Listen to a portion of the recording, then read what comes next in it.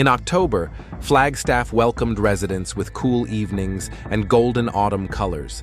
The mountain town, with a population of 75,000, lived a measured life, where everyone knew their neighbors and family traditions were passed down from generation to generation.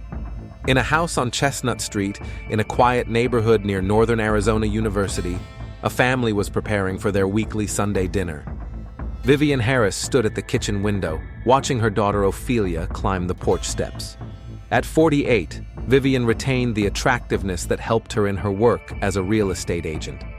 Her dark hair was neatly styled, and her business suit, even at home, emphasized her status as a successful businesswoman. Over the past 2 years, since her divorce from Todd, real estate had become not just a job, but a salvation. The tourism boom in Flagstaff, linked to its proximity to the Grand Canyon and ski resorts, had brought her a steady income and respect in the city's business circles. Ophelia entered the house, carrying with her the scent of cool air and the slight fatigue of a working day. At 29, she was the complete opposite of her mother, practical, a little shy, preferring comfortable clothes to bright outfits. Her job as a delivery manager at Mountain Tech Solutions required constant attention to detail and the ability to coordinate logistics. Ophelia took pride in ensuring the timely delivery of equipment to schools, offices, and medical centers throughout northern Arizona. "Is Merlin running late?" Vivien asked, stirring the sauce in the pot. "He said he'd be done by 7. They have a difficult repair today, some SUV after a trip to the canyon." Merlin Connor was indeed delayed at Flagstaff Auto Repair, a small auto repair shop on Route 66, where he had worked for the past 8 years. 32 years old, with the sturdy build of a working man and calloused hands saturated with machine oil despite all attempts to wash them, he was known to his regular customers. Merlin was a good mechanic, but a poor businessman. While large chain auto repair shops expanded and offered customers amenities such as waiting rooms with coffee and Wi-Fi, his shop remained old-fashioned, honest but not very profitable. Financial difficulties began 2 years ago when several large corporate customers switched to competitors. The loan for new equipment, which had seemed like a reasonable investment, was now a heavy burden on the family budget. Ophelia knew about the problems, but had no idea of their scale. Merlin preferred not to burden his wife with details, hoping that the situation would improve on its own. When Merlin finally arrived at Vivien's house, the sun was already setting behind the mountains, painting the sky in shades of pink and orange. He spent an extra 10 minutes trying to wash his hands and tidy himself up, but the smell of machine oil still followed him like an invisible shadow of his profession. Vivien's house reflected her success in real estate. A spacious living room with high ceilings, modern furniture, paintings by local artists on the walls. She bought this house after her divorce, investing not only money in it, but also the symbolic meaning of a new stage in her life. Everything here was perfectly organized, just like her career. The family gathered at the dining table. Todd Harris, Vivien's ex-husband and Ophelia's stepfather, arrived late, as usual. His restaurant business, a small diner called Todd's Diner on Main Street, required his constant presence, especially on weekends. 50 years old, graying hair and a good-natured face made him look like a classic American family restaurant owner. The divorce from Vivien was amicable, more out of exhaustion with each other than serious conflict. "How's the auto repair shop?" Todd asked, cutting up a fried chicken. "There's plenty of work," Merlin replied, avoiding details. "People drive, cars break down." "Merlin is too modest," Ophelia interjected. "Last week, he repaired a tour bus overnight so the group wouldn't have to cancel their trip to the Grand Canyon." Vivien listened attentively, occasionally glancing at her son-in-law. Over the years of family dinners, she had noticed how Merlin had changed. He used to be more talkative, sharing his plans and ideas. Now, his eyes showed fatigue, and his answers were becoming increasingly brief. As an experienced real estate agent, Vivien knew how to read people, understand their hidden motives and problems. This quality helped her close deals, but it also made her sensitive to changes in the behavior of those close to her. "I had an interesting deal today," Vivien said as she served dessert. "A family from California bought a house at the foot of the mountain for cash. They didn't even haggle. They said they fell in love with the view from the window." "You're lucky," Merlin remarked. "Luck had nothing to do with it. I worked with them for 3 months, showed them dozens of properties, studied their needs. That's called professionalism." There was no boastfulness in Vivien's words, rather a statement of fact. She really was a professional in her field. In Flagstaff, her name was synonymous with reliability and quality service. Major developers turned to her when they needed to sell luxury properties. Her photo was featured on billboards throughout the city with the slogan, "Vivien Harris, your path to your dream home." After dinner, while Ophelia and Todd discussed new equipment deliveries for his restaurant, Vivien and Merlin stayed in the kitchen to clear the dishes. It was a normal family routine, but today, there was something new in it, a barely noticeable tension. "You look tired," Vivien said, stacking plates in the dishwasher. "Just a lot of work." Ophelia is worried. "She says you've become more withdrawn." Merlin continued wiping the table, avoiding direct eye contact. Vivien was standing close, and for the first time in all their years together, he noticed her perfume.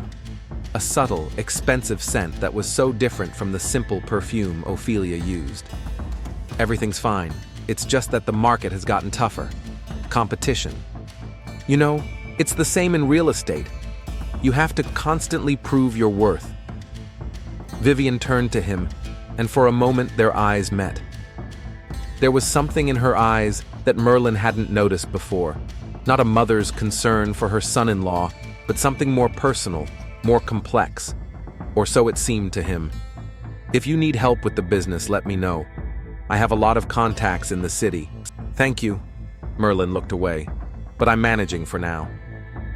The evening ended as usual, with plans for the coming weekend, an exchange of news and light hugs goodbye. But something had changed in the familiar rhythm of family relationships. Perhaps it was fatigue accumulated over years of financial hardship. Perhaps the changes in each of their lives were beginning to affect the overall atmosphere. Merlin and Ophelia drove home in silence. Their small house in the working-class neighborhood of Flagstaff contrasted with the luxury of his mother's home. Everything here was more modest. Old furniture they had bought on credit after their wedding, a TV with a crack in the screen, a refrigerator that made strange noises at night. "Did Mom offer to help with the car repair?" Ophelia asked as they were getting ready for bed. "She mentioned that she has contacts. Maybe we should take advantage of that?" "She really knows the whole city," Merlin didn't answer. The idea of accepting help from his mother-in-law, especially given their differences in financial status, gave him mixed feelings. On the one hand, practicality suggested that any help would be useful. On the other hand, his male pride protested against admitting his own inadequacy. That night, Merlin lay awake for a long time, thinking about the strange feeling that the conversation with Vivien in the kitchen had left him with. For the first time in all the years they had known each other, he saw her not just as his wife's mother, but as a woman, successful, attractive, confident. This thought troubled him because it meant admitting that his own marriage had lost its former passion and freshness. Ophelia was sleeping next to him, breathing evenly and calmly. She was a good wife, caring and understanding, but the spark that had burned in the early years of their marriage was no longer there. Work, everyday life, and financial problems had gradually replaced romance with practicality. They still loved each other, but it was a love of habit, comfort, and shared plans for the future. 2 weeks had passed since that Sunday dinner, and the November frost had already covered the windows of the houses in Flagstaff with morning hoar frost. Merlin arrived at work earlier than usual, hoping to get through the accumulated bills while the workshop was still quiet. Fluorescent lights buzzed overhead, illuminating stacks of unpaid invoices and reminders from the bank about overdue loan payments. The financial situation at Flagstaff Auto Repair was becoming critical. Over the past month, 3 regular customers had switched to competitors, tempted by the modern conditions and marketing campaigns of large chain auto repair shops. The equipment purchased on credit 2 years ago was not paying for itself, and the monthly payments were eating up most of the profits. Merlin considered various options, but each path led to the same dead end. Without additional financing or a significant increase in the customer base, the business was doomed. He was sitting in his small office, separated from the main workshop by a glass partition, when he heard the familiar sound of an engine. Vivien's BMW X5 drove into the car service area, and for some reason, Merlin's heart began to beat faster. Over the past 2 weeks, he had caught himself thinking about his mother-in-law several times, about that conversation in the kitchen, about her offer to help with the business. Vivien got out of the car in a strict business suit, but even her work clothes couldn't hide her attractiveness. She walked confidently toward the office entrance, and Merlin hurried to meet her, suddenly realizing that he was more nervous than he should be when meeting a relative. "Hi, Merlin. I hope I'm not interrupting. I have a small problem with my car." "Of course you're not disturbing me. What's the matter?" "A strange noise when braking. It started last night." Merlin asked her to start the car and drive a few meters. Indeed, when braking, there was a characteristic squeaking of the brake pads. It was a common problem that he could fix in an hour, but Vivien suggested waiting until the job was done. "Do you have time to talk while you work?" she asked, settling into a chair in the office. Merlin nodded, even though he knew Vivien's presence would distract him from his work. He lifted the BMW onto the lift and began replacing the brake pads, glancing occasionally toward the office where she was leafing through some documents. "Ophelia mentioned that you're having some difficulties with your business," Vivien began when Merlin took a break to drink some coffee. "Would you like to discuss it?" Merlin hesitated. Discussing financial problems with his mother-in-law seemed humiliating, but at the same time, he understood that Vivien could really help. Her connections in Flagstaff's business circles were extensive, and her experience with clients was invaluable. "The situation isn't great," he finally admitted. "Competition has intensified, and clients are leaving for larger companies. Have you thought about changing your strategy? Maybe specializing in a particular type of service?" Vivien spoke calmly and professionally, but Merlin sensed genuine interest in her voice. Not the formal politeness of a relative, but a real desire to help. This was new to him. Usually his family saw him as a reliable but not particularly ambitious person. "I have a few ideas," she continued. "A friend of mine supplies spare parts to car repair shops. He can negotiate discounts. I also know the owner of a transport company. They have a large fleet of vehicles and constant repair problems." For the next half hour, they discussed various possibilities. Vivien made notes in her planner, gave names and phone numbers, and suggested specific steps. Merlin was amazed by her business acumen, and at the same time felt uncomfortable about his own dependence on her help. "Why are you doing this?" he asked when the conversation was coming to an end. Vivien looked up at him, and for a few seconds there was silence between them. "Your family. I care about what happens to you." There was something more than family concern in her words. Merlin sensed it and felt embarrassed, realizing that he himself was beginning to see Vivien as more than just his mother-in-law. After Vivien left, Merlin couldn't concentrate on his work. Her suggestions were reasonable and promising, but he was more concerned about the strange atmosphere that had arisen between them during their conversation. For the first time in many years, he felt that a woman was interested in him, not as a husband or relative, but as a man with his own problems, ambitions, and potential. That evening at home, Ophelia asked how his day had gone. "Did Mom stop by?" She mentioned she wanted to check the brakes. "Yes, I fixed everything. She offered to help with the business." "Great. Mom really can do a lot. She has connections all over town." Ophelia was genuinely happy that her mother was willing to help her husband, but Merlin felt like a fraud. He couldn't explain to his wife that Vivien's help bothered him, not only in a business sense. The next few days passed in the usual rhythm. But Merlin's thoughts kept returning to his conversation with Vivien. He even called one of the people whose contacts she had given him and actually received an order to service a small fleet of delivery vehicles. On Friday, Vivien showed up at the auto shop again. "How are things going with the new customers?" she asked as she entered the office. "I called Johnson from the delivery service. They'll bring 3 vans in for inspection tomorrow."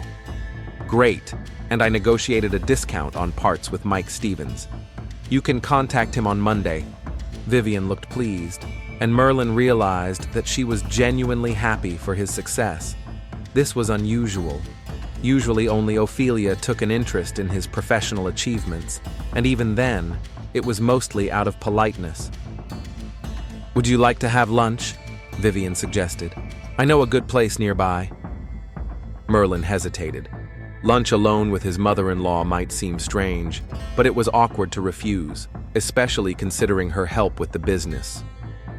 The small Mountain View Cafe was a 10-minute drive from the auto repair shop. It was a tourist spot with a view of the snow-capped peaks, but now, on a weekday, it was not very crowded. They sat down at a table by the window, and Merlin suddenly realized that he was on something resembling a date. "Tell me about yourself," Vivien asked when the waiter took their order. "I know you as Ophelia's husband, but I know practically nothing about you." "There's not much to tell. I've worked with my hands my whole life, and I've always been more interested in machines than people." "What about dreams? Plans? What do you want out of life?" The question caught Merlin off guard. It had been a long time since anyone had asked about his personal desires and ambitions. In conversations with Ophelia, they usually discussed practical matters: bills, weekend plans, news from friends and relatives. "I used to dream of opening my own tuning workshop, turning ordinary cars into something special." "What stopped you?" "Life, marriage, loans, responsibility." Vivien nodded understandingly. "I know that feeling. After my divorce from Todd, I also realized that I had been living someone else's life for many years. I did what was expected of me, not what I wanted." There was a sadness in her voice that Merlin had not noticed before. The successful businesswoman, the confident woman, turned out to be a person with her own disappointments and unfulfilled dreams. "And now you live the way you want?" "I try. I enjoy my work, and financial independence gives me freedom of choice. But sometimes I lack passion. Something real." She said the last words looking straight at him, and Merlin felt something change in the atmosphere of their conversation. They were no longer discussing business or family matters. It was a conversation between a man and a woman who suddenly saw something new in each other. After lunch, Vivien offered to drive him back to the car repair shop. They were silent in the car, but the silence was filled with tension. When the BMW stopped at the entrance to the workshop, Merlin was in no hurry to get out. "Thanks for your help. And for lunch, you're welcome. It was my pleasure." Their eyes met, and for a few seconds, Merlin was tempted to say something personal, to admit that he liked her. But common sense prevailed, and he got out of the car, limiting himself to expressing his gratitude. That evening at home, Ophelia was unusually lively. "Can you believe it? Today we signed a contract with a new IT company. We'll be supplying them with office equipment in Sedona. This could be the start of expanding our business south." Merlin listened to his wife, but his thoughts were elsewhere.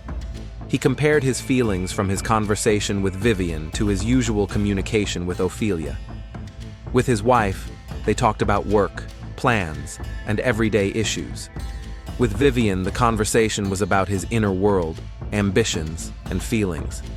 "How are things going? Is Mom helping?" "Yes, she introduced me to several potential clients." "Great. You know, I'm glad you finally found common ground. I used to think you were shy around her." Ophelia was right. Merlin had indeed felt uncomfortable around his mother-in-law before. Her success contrasted with his modest achievements. Now everything had changed, but not in the way Ophelia had expected. In the days that followed, contact with Vivien became regular. She called, asked about how things were going, and gave advice on working with new clients. Each conversation began with business matters, but gradually moved on to more personal topics. Merlin found himself waiting for her calls and getting upset when a day went by without contact. He began to pay more attention to his appearance in case Vivien stopped by the workshop.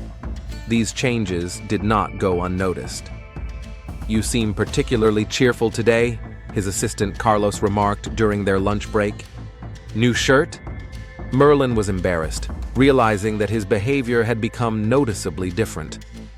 A week later, Vivien suggested they meet in the evening to discuss the possibility of obtaining a bank loan on more favorable terms.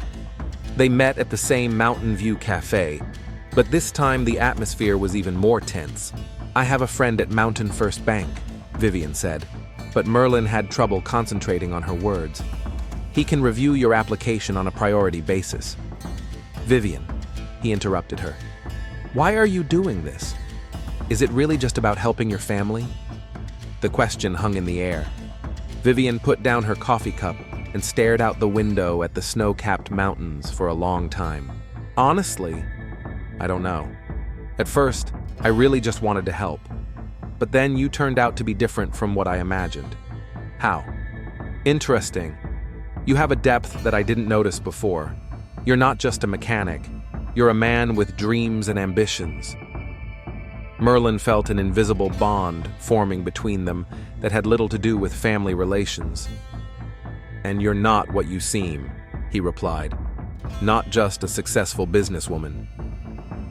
You're alive." It was a moment when they both realized they had crossed a line. The conversation was no longer about business or family. It was an admission of mutual interest that went beyond propriety. As they said goodbye at the car, Vivien suddenly kissed him on the cheek, but their lips accidentally met. The kiss lasted only a second, but it was enough to change everything between them. "I have to go," Vivien whispered, but she didn't pull away. "Yes," Merlin agreed, but he didn't move either. In the end, they parted ways, but both knew that something irreversible had happened. The line had been crossed, and there was no turning back. On the way home, Merlin thought about how his life was on the verge of radical change. Guilt mingled with excitement from new sensations. For the first time in many years, he felt alive, interesting to a woman, significant. At home, Ophelia greeted him with a question about the negotiations with the bank. "How did the meeting with my mother go?" "Fine. She thinks she can help with the loan." It was hard to lie to his wife, but the alternative, telling her the truth about his feelings for her mother, seemed impossible. December brought real winter to Flagstaff. Snow covered the roofs of houses and mountain slopes, turning the city into a postcard. The tourist season was gaining momentum, and that meant more work for Merlin's auto repair shop. Visitors to the Grand Canyon and ski resorts regularly needed the help of a mechanic. Thanks to Vivien's connections, business really took off. New customers brought in a steady income, and the preferential loan she helped arrange allowed him to purchase the necessary equipment.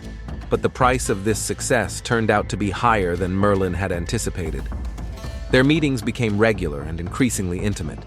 Business lunches turned into long conversations about life, dreams, and disappointments. Casual touches of the hands, long glances, kisses goodbye, all this became part of their relationship. On Wednesday evening, they met at a small motel on the outskirts of town, where truckers and the occasional budget-conscious tourist usually stayed. The place was anonymous and faceless, perfect for secret meetings. "I need more time with you," Vivien said, lying next to Merlin in the modest room. "These stolen hours are driving me crazy." Merlin was silent, staring at the ceiling. The guilt that had initially been only a slight discomfort now gnawed at him like an ulcer. He had betrayed Ophelia, betrayed his family, betrayed himself. But at the same time, he couldn't give up this relationship. Vivien was everything he lacked in his marriage to Ophelia. Passionate, domineering, interested in his inner world. With her, he felt like a man, not just a reliable husband and provider. "I've been thinking about us," Vivien continued, turning to him. "We can't go on living like this forever." "What are you talking about?" "About the fact that we need to make a decision. Either we end this here and now, or we build a real relationship." Merlin felt a chill enter the room despite the heater running. "Vivien, I can't just leave Ophelia." "Why? Are you happy with her?" The question caught him off guard with its directness. Was he happy with Ophelia? The honest answer was painful. No, he wasn't happy. But destroying his family for an affair with his mother-in-law seemed insane. It's not that simple. It's not simple for me either. I'm sleeping with my daughter's husband. Do you think it's easy for me? Vivien's voice took on a hysterical tone that Merlin had never heard before. The successful, confident businesswoman was turning into an emotional woman demanding the impossible from him. "I need time to think." "How much time? A month? A year? Or do you just want to use me while it's convenient for you?" Merlin got dressed and left without answering the question. But in the car, he realized that Vivien was right. The situation had reached an impasse. Continuing the affair while deceiving Ophelia was painful. But confessing or leaving his family meant destroying the lives of everyone involved in this story. At home, Ophelia was cooking dinner, humming some tune. She looked happy, which only intensified Merlin's guilt. "How are things at the workshop?" she asked as usual. "Fine. Lots of work. Mom said you're servicing tour buses now. That's a great opportunity." The mention of Vivien caused Merlin a painful spasm in his stomach. Every time Ophelia spoke gratefully about her mother's help, he felt like the worst scoundrel. "Yes, she helps. You know, I'm glad you two finally became friends. It used to seem like there was some kind of wall between you." If Ophelia knew what kind of wall they had torn down, her reaction would have been different. In the days that followed, Merlin tried to avoid contact with Vivien, but she was not going to give up. Phone calls, messages, unexpected visits to the car repair shop. She demanded an answer to her ultimatum. "You're avoiding me," she said, appearing in the workshop on Friday evening when all the employees had already gone home. "I need time." "We don't have time. I can't go on living this lie." Vivien moved closer to him, and Merlin smelled the familiar scent of her perfume, which was now associated with forbidden pleasures. "If you don't make a decision, I'll make it for you." "What do you mean?" "I'll tell Ophelia the truth. About us. About how her husband chose her mother over her." The threat sounded calm, but Merlin understood that Vivien was not joking. Her eyes burned with the determination of a woman who was used to getting her way at any cost. "You can't. I can. And I will, if you don't tell her yourself in a week." After Vivien left, Merlin sat for a long time in the empty workshop, trying to find a way out of the situation. But every option led to disaster. Confession would destroy his marriage and family. Continuing the affair in secret was impossible because of Vivien's demands. Breaking up the relationship threatened her revenge. Another blow awaited him at home. Ophelia sat at the kitchen table with bank statements and checks spread out in front of her. "Merlin, we need to talk." His heart skipped a beat. Had she found out something? "About what?" "About our finances. I decided to help you with the paperwork for the new loans and noticed some strange expenses." Ophelia showed him several checks. "A motel on Route 66? A restaurant in Sedona? Are these business meetings?" Merlin realized he had been caught out by a simple mistake. He had paid for his meetings with Vivien with his card, not thinking that his wife might check the statements. "Yes, meetings with clients. Sometimes I have to travel to see them, then why at a motel? And why are these expenses always on work days when I thought you were at the workshop?" The questions came one after another, and Merlin realized that his explanations sounded unconvincing. "Ophelia, don't you trust me?" "I used to, but lately you've become different, distant, and now these strange expenses." She picked up her cell phone from the table. "And these calls? Mom called you 3 times yesterday, 2 more this morning. Is that work too?" Merlin felt the ground slipping away from under his feet. Ophelia was a smart woman, and sooner or later she would put all the pieces of the puzzle together. We're discussing new projects. Your mother is helping me find clients at the motel? The question hung in the air. Merlin knew his lie was falling apart, but continuing to deny it was his only option. We met there once with a client from another city. It's a convenient place halfway there. Ophelia looked at him long and intently, as if trying to read the truth in his eyes. "All right," she said finally. "I'll believe you. But if I find out you're lying to me..." She didn't finish the sentence, but the threat was clear. The next day, Ophelia called her mother. "Mom, can I ask you something?" "Of course, dear. Do you often meet with Merlin on business?" There was a pause on the other end of the line, which seemed suspiciously long to Ophelia. "Sometimes. I help him with contacts." "Why?" "He's just been very busy. Always out with clients. That's good. It means business is booming." The conversation was normal, but Ophelia detected something strange in her mother's tone. Vivien spoke more cautiously than usual, as if weighing every word.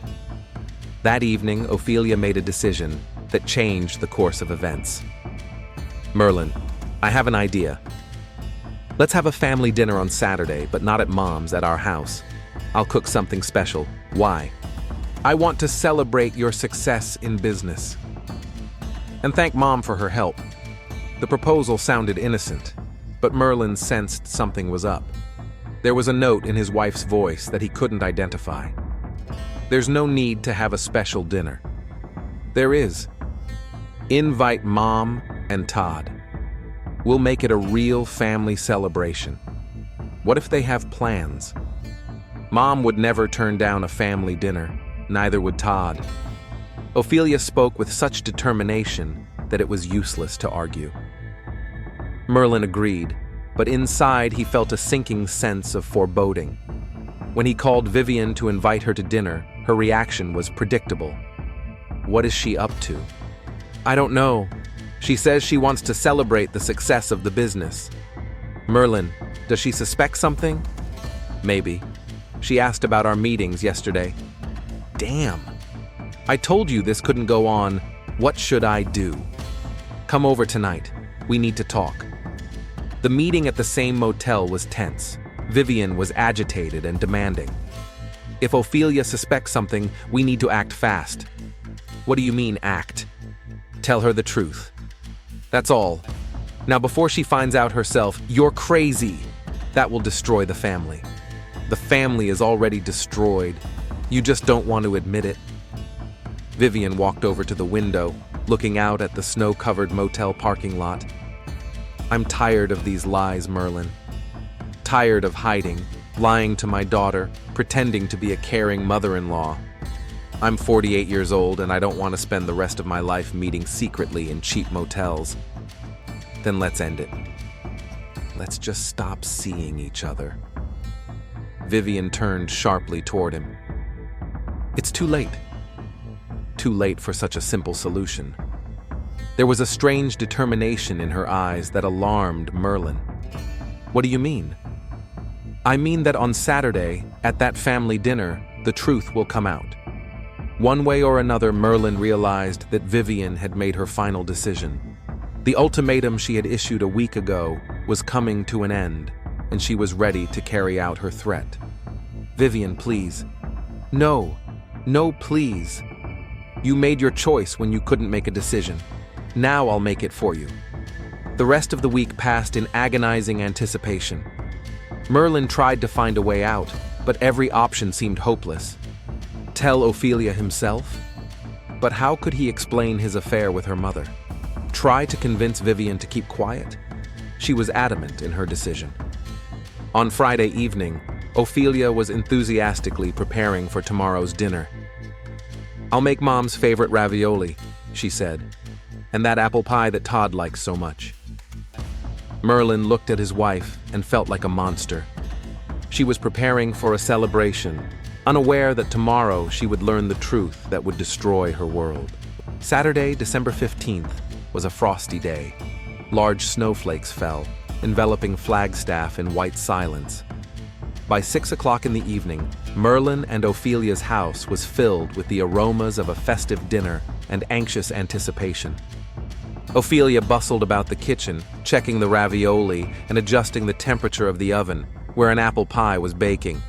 Her movements were nervous, and Merlin noticed how she fixed her hair several times and checked her appearance in the mirror.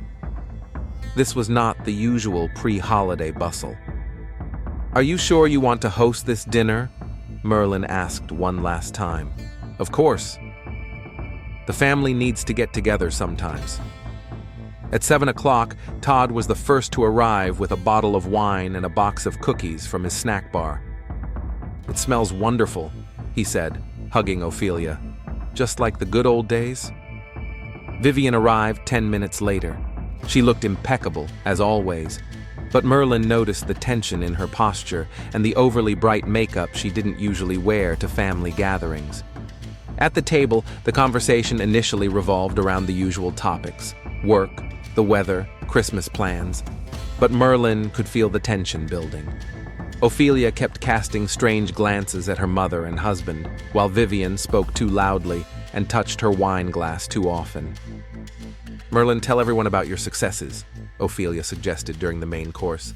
"About the new clients your mother helped you find." "There's not much to tell. I have more work, which is good. How often do you meet?" "For business, I mean." The question sounded innocent, but Merlin caught the subtext. Ophelia suspected something. "As needed," Vivien replied, her voice sounding a little sharper than usual. "And did you meet at the motel on Route 66 as needed too?" The silence that hung over the table was deafening. Todd looked at his ex-wife in confusion, and Vivien turned pale. "What are you talking about?" she asked. "Merlin's bank statements, the motel expenses, your daily phone calls." Merlin felt everything falling apart. Ophelia knew, not everything, but enough to ask the right questions. "Ophelia, you don't understand," he began. "Don't understand what? That my husband and my mother are meeting in motels? That you've been lying to me for months?" Vivien slowly put down her fork. "Honey, we need to talk in private." "No! Whatever you have to say, say it in front of everyone." Todd looked completely bewildered. "Will someone explain to me what's going on?" The moment Merlin had feared had arrived. The secret that had been eating away at him for months was about to spill out. "All right," Vivien said, a strange determination in her voice. "Let's talk openly." But before she could continue, Ophelia rose from the table. "I know there's something between you two. I'm not stupid. The only question is how far it's gone." Tears began to well up in her eyes, but she held on. "Ophelia," Merlin tried to intervene, "let's talk later when..." "When what? When you come up with a new lie?" Dinner turned into a nightmare. Todd tried to calm things down, but the conflict escalated. In the end, Ophelia locked herself in her bedroom, and the guests gathered to leave. "I need to talk to you," Vivien said to Merlin after Todd left. "Now." "Not now." "Ophelia is upset. I have to..." "Ophelia will find out anyway. Better from us than from gossip." Merlin knew the conversation was inevitable, but the house was not the right place for it. "Then come to my place," Vivien said, "in an hour." An hour later, Merlin was standing in Vivien's living room, feeling like a cornered animal. Vivien poured herself a glass of wine and drank it in one gulp. "There's no time!" Vivien shouted. "I'm tired of waiting for you to make up your mind." "Either we're together, or I'll tell Ophelia every detail of our meetings, everything." "You can't do that." "I can, and I will if you don't tell me right now that you choose me." Merlin felt rage rising within him. Months of tension, lies, and guilt boiled over into uncontrollable anger. Vivien turned sharply toward him, her eyes filled with fury. "Fine. If that's the case, tomorrow I'll tell Ophelia not only about our meetings. I'll tell her how you said she was boring, that you found me more interesting, how you compared us in bed." "I never said that." "And who will believe me? Your word against mine?" At that moment, something broke inside Merlin. Rage, panic, and despair merged into a single wave that engulfed him. He saw a heavy glass vase on the coffee table, a gift from one of Vivien's clients. It all happened in a matter of seconds. His hand reached for the vase, swung, and struck. Vivien didn't even have time to understand what was happening. She fell to the floor, blood spreading across the light-colored carpet. Merlin stood over her, holding the blood-stained vase in his hands, unable to believe what had happened. Vivien wasn't moving. Her eyes were open, but she was staring into space. Panic washed over him again. He had killed her. He had killed his wife's mother. What should he do now? The next half hour passed in a blur. Merlin wiped the vase, put it back in its place, and tried to remove any traces of his presence. But the blood was still spreading across the floor, and Vivien was still lying motionless. He slipped out of the house through the backyard, got to his car, and drove home, trembling from shock and adrenaline. At home, Ophelia was asleep in her bedroom. She didn't hear him come back, didn't see his shaking hands and pale face. On Sunday morning, Todd came to Vivien's house to pick up a few things he had left behind after the divorce. He had a key and didn't ring the doorbell, knowing that Vivien usually slept late on weekends. When he entered the living room, he saw something that changed his life forever. Vivien was lying on the floor in dried blood, surrounded by shards of a broken vase. Todd's scream was heard by the neighbors. 10 minutes later, ambulances and police cars arrived at the house. Detective Marcus Velez arrived at the scene of the crime at 10:30 in the morning. A 45-year-old veteran of the homicide department, he had seen many deaths, but domestic crimes always affected him more than others. "What do we have?" he asked Sergeant Davis. Vivien Harris, 48 years old, real estate agent, found dead by her ex-husband around 11 in the morning. Blunt force trauma to the head. Velez surveyed the crime scene. No signs of forced entry, nothing stolen. Shards of a vase next to the body, blood on the wall. Everything pointed to the killer being familiar with the victim. "Where's the ex-husband?" Giving a statement at the station. In shock, but answering questions. "How long have they been divorced?" 2 years. Says the relationship was amicable. Velez nodded. The statistics were relentless. In most cases, the killer was to be found among those closest to the victim. The ex-husband automatically became the prime suspect. Gather everything you can. Fingerprints, hair, DNA, and find everyone who saw the victim in the last 24 hours. By evening, the police had a preliminary picture. Vivien was last seen alive yesterday evening when she left her daughter's family dinner. According to witnesses, the dinner ended in a scandal. Merlin and Ophelia arrived at the station to give their statements. Ophelia was hysterical, and Merlin looked depressed. "Tell me about last night," Detective Velez asked. "We had a family dinner," Ophelia said through her tears. "Mom, stepdad, us. But something bad happened." "What happened?" Ophelia looked at her husband, and Velez noticed the look. "I had my suspicions that something was wrong between my mother and Merlin. I questioned them, and what did you find out?" "Nothing specific. Just that they met often. For work, they said." Velez turned to Merlin. "What do you say, Mr. Connor?" "Vivien was helping me with my business. She has a lot of connections in the city." Ophelia misunderstood the situation. "And how did yesterday evening end?"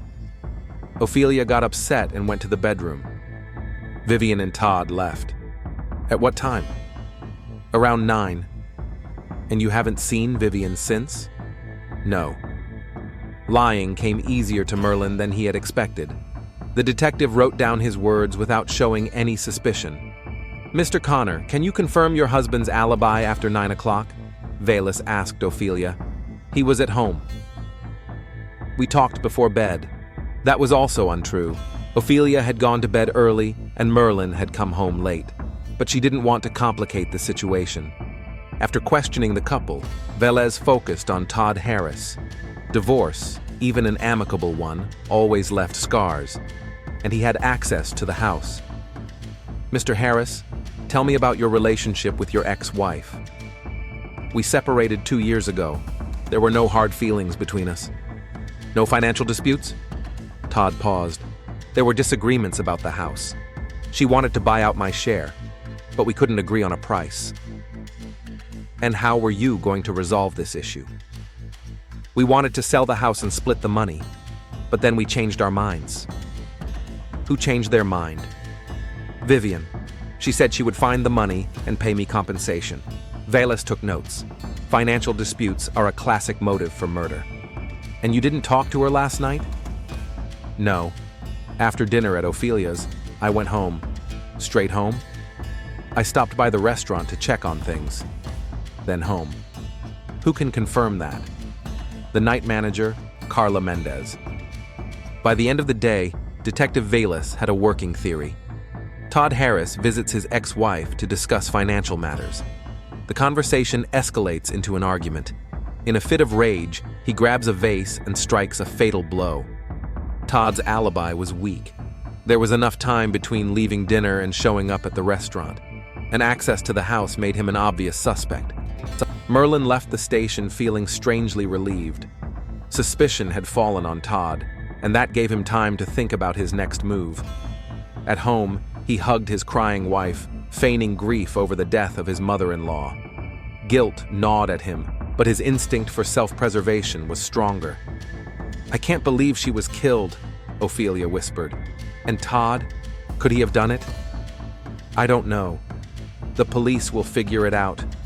Merlin stroked his wife's hair and thought that now Vivien would never tell the truth about their affair. The secret died with her. But he didn't know that Detective Velas was an experienced investigator who didn't stop at the obvious versions. Monday began with an unpleasant discovery for Detective Velas. Preliminary forensic results revealed inconsistencies in his initial theory. The fingerprints on the vase fragments belonged only to Vivien. Strange for a murder weapon. And the time frame he had established turned out to be broader than originally assumed. Velas was reviewing the victim's financial records when he stumbled upon an interesting detail. Over the past 3 months, Vivien had withdrawn large sums of cash several times, unusual behavior for a woman who usually paid by card.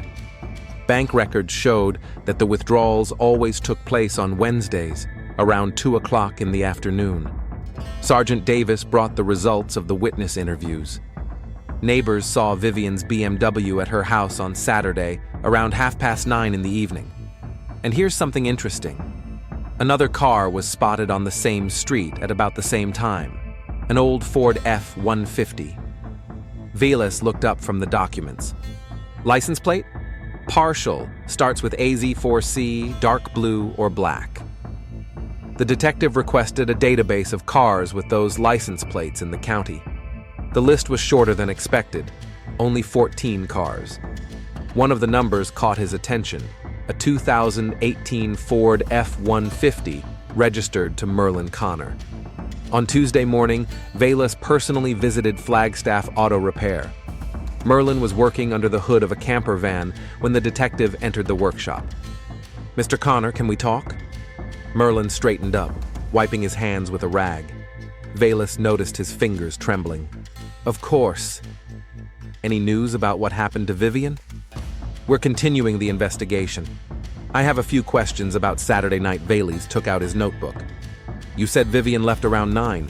What did you do after that?" "Talked to my wife. She was upset about the scandal at dinner." "And you didn't leave the house again?" The pause lasted too long. "No, I stayed home."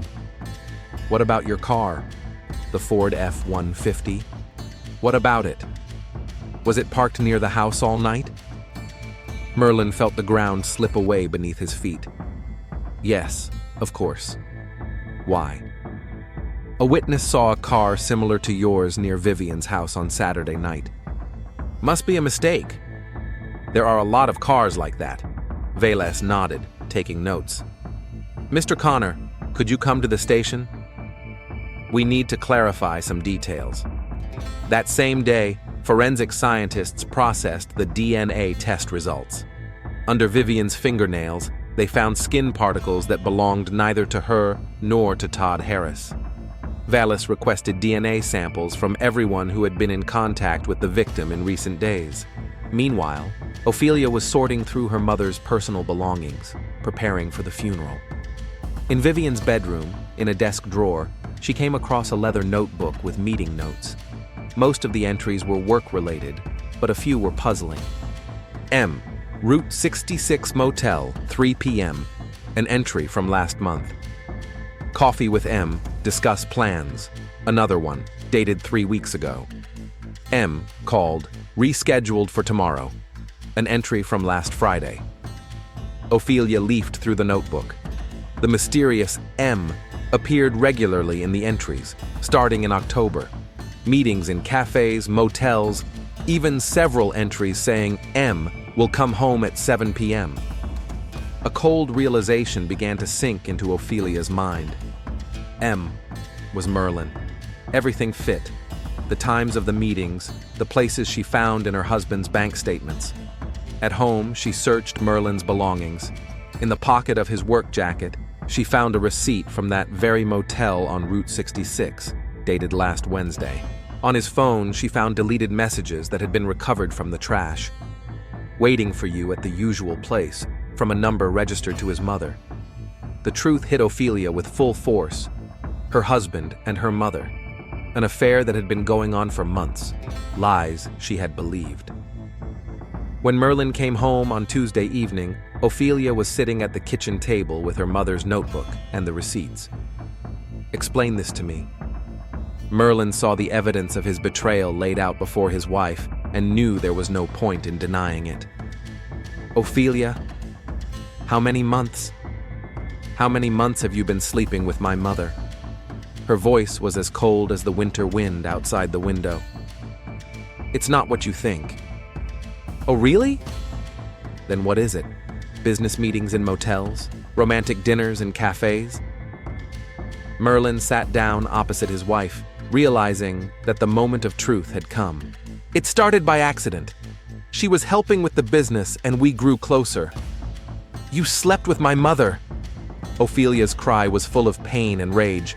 "And now she's dead." Coincidence? The last question made Merlin freeze. "What are you saying? What do you think? Mom found out you weren't going to leave me for her and threatened to tell the truth?" Ophelia was smarter than he had thought. She had reconstructed the sequence of events almost exactly. "Ophelia, I didn't.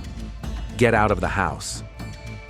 Now the next day, Detective Velez received the results of the DNA test. The skin particles under Vivien's fingernails belonged to Merlin Connor. That was enough for an arrest warrant. Merlin was arrested at a motel on the outskirts of town, where he had spent the night after the argument with his wife. He did not resist when the police handcuffed him. In the holding cell, Merlin finally realized the horror of his actions. He had killed the woman who loved him. He had destroyed his family, lost his wife, and lost his freedom. Ophelia filed for divorce a week after her husband's arrest.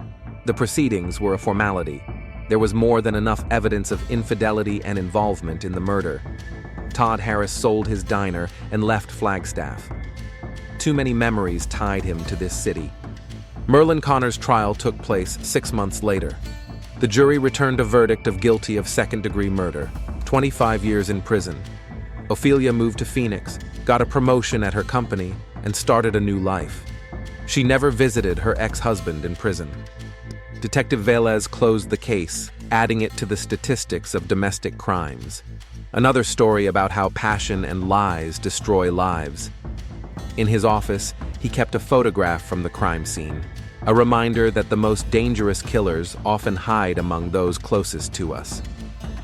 Flagstaff Auto Repair closed a month after the owner's arrest. The equipment was sold at auction, and the building was leased to another business. Winter snows swept away the last traces of the tragedy, but the scars remained in the hearts of those who lived through it.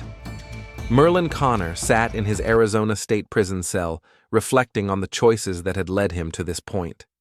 The affair, which began as an escape from family routine, turned out to be the destruction of everything he held dear.